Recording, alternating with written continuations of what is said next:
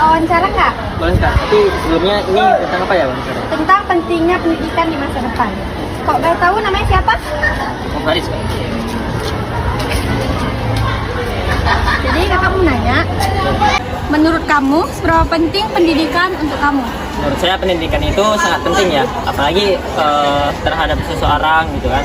Karena dengan seseorang yang berpendidikan akan membuat dia lebih berpikiran lebih luas dan juga memiliki pola pikir yang lebih bagus dibanding orang yang tidak berpendidikan.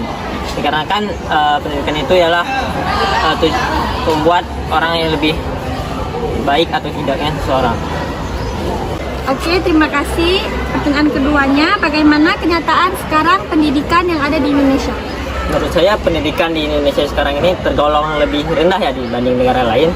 Dikarenakan pendidikan di Indonesia ini menurut saya sistemnya masih jadul dibanding negara kayak Jepang, Finlandia yang mungkin lebih simple namun standar gitu, tapi modern.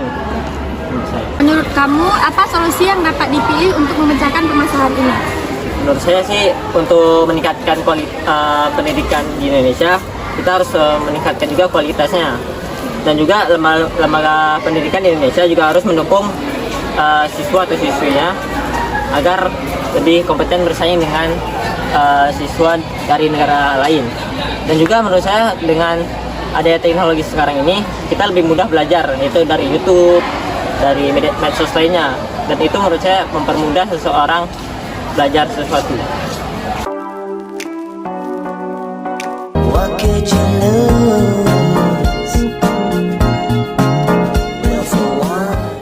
Jadi Naila, sekarang ini kan kita hidup di zaman yang serba teknologi, terutama di lingkungan sekolah. Menurut Naila, apakah dengan adanya teknologi peran guru menjadi bergeser?